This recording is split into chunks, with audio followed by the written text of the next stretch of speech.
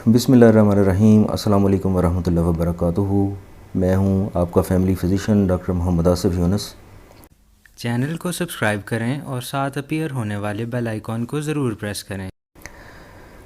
Blood pressure आज का एक बहुत कॉमन मसला है। हर दूसरा तीसरा शख्स जो है वो ब्लड प्रेशर के तेज़ होने की कंप्लेंट करता है। इसकी जो वजह है वो तो बहुत क्लियर है कि हमारा जो लाइफस्टाइल है, हमारी जो रहने सहने की आदत हैं वो कुछ इस तरह की हैं कि जिस्मानी एक्टिविटीज़ बहुत कम है और पैदल चलना बहुत कम है। खाने की जो आदत है हमारी, रिफ़ाइंड फूड लेना और ऐसी खुराक इस्तेमाल करना जिनमें कैलोरीज़ बहुत ज़्यादा होती हैं, जिनमें फ़ैट्स होती हैं, लेकिन उनको कंज्यूम करने के लिए कोई ऐसे ज़राए नहीं हैं। हम पैदल नहीं चलते, ऐसे सख्त जान काम नहीं करते।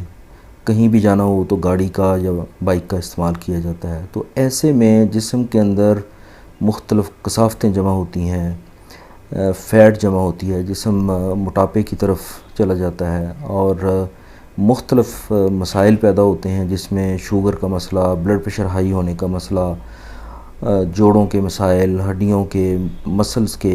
तो ये ऐसे मसाइल जो पैदा होते हैं, उसी में एक ये मसला जो है हाई ब्लड प्रेशर का है।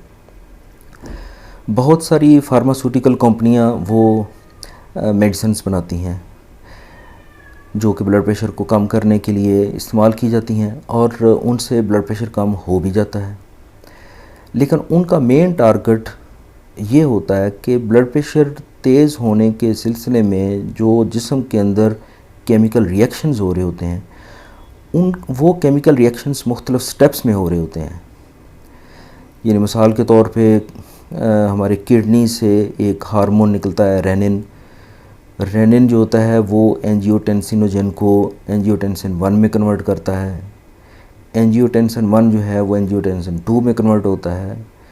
एंजियोटेंसिन 2 जो होता है वो एल्डोस्टेरोन को स्टिमुलेट करके उसकी प्रोडक्शन करता है एड्रिनल ग्लैंड से।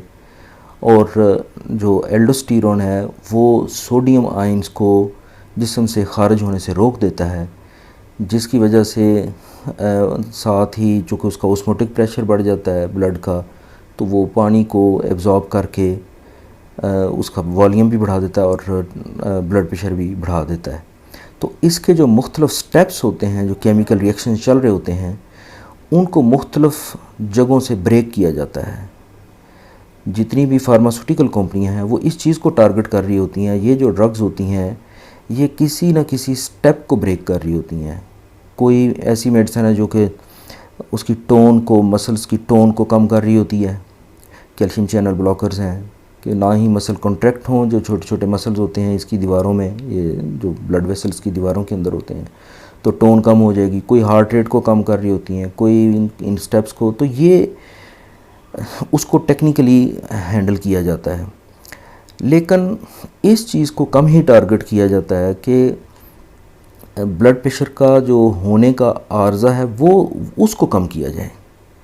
यानी उसके जो पीछे से बैक से उसकी कोई रीज़न है उसके ऊपर भी कोई तवज्जो दी जाए।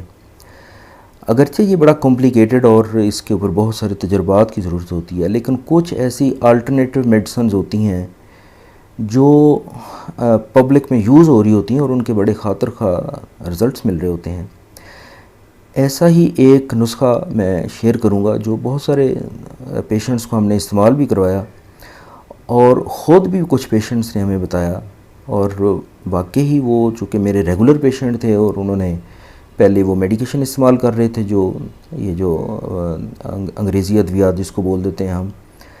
और जब उन्होंने इस तरह की अल्टरनेटिव मेडिसिन, ऐसा नुस्खा इस्तेमाल किया, तो महीना 2 महीने इस्तेमाल के बाद ही उनका ब्लड प्रेशर बिल्कुल नॉर्मल रेंज में आना शुरू हो गया।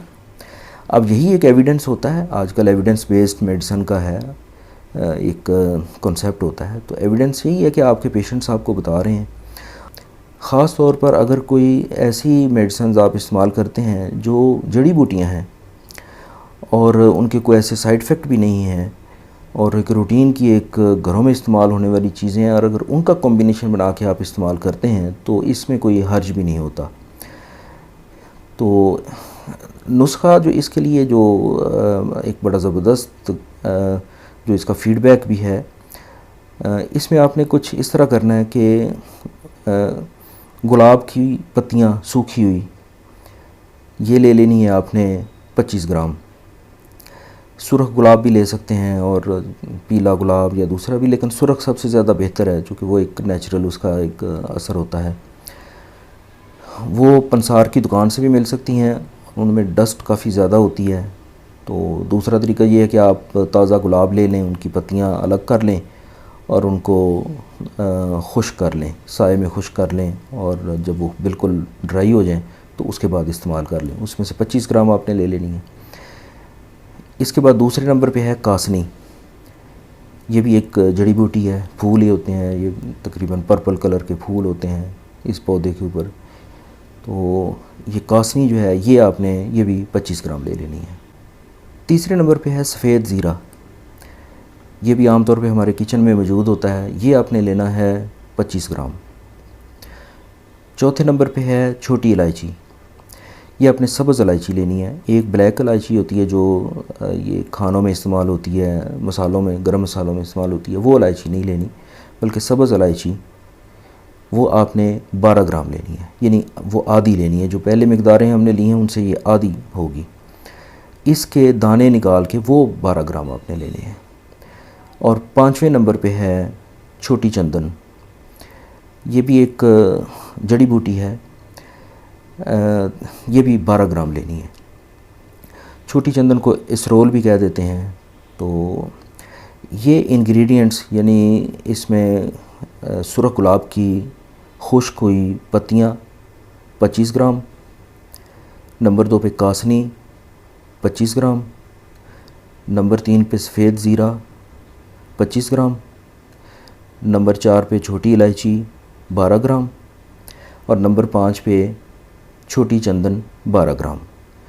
तो ये सारी चीज़ें मिक्स करके आपने ग्राइंडर में इनको पीस के सफ़ूफ बना लेना, एक पाउडर सा बना लेना और इसको खुश्क जार में महफूज कर लेना है।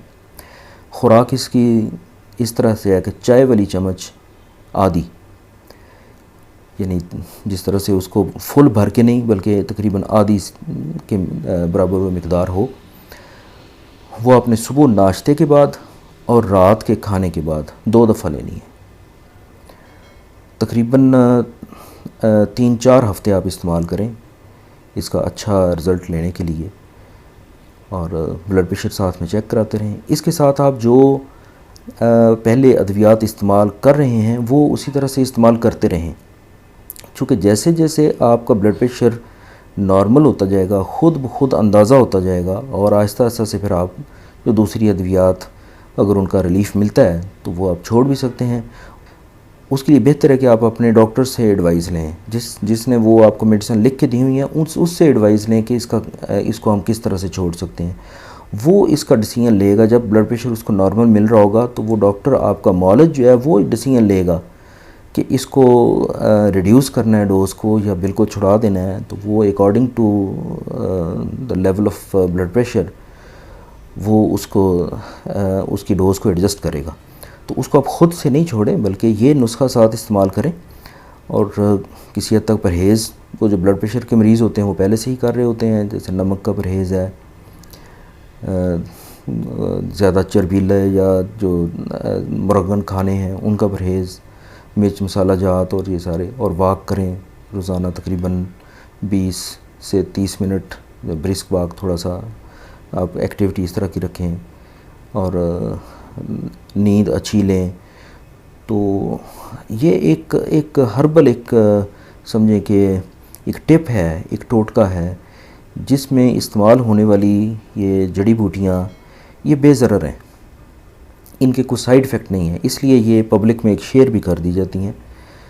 तो ये आप इस्तेमाल करें, इंशाल्लाह इससे आपको यानी खातर का फ़ायदा होगा। उम्मीद है कि आपको ये वीडियो पसंद आई होगी। मेरे चैनल को सब्सक्राइब करें और साथ अपीयर होने वाले बेल आइकन को ज़रूर प्रेस करें ताकि आपको हर नई आने वाली वीडियो का नोटिफिकेशन मिल सके। वीडियो को लाइक करें, शेयर करें। इजाज़त दीजिए, अल्लाह हाफ़िज़।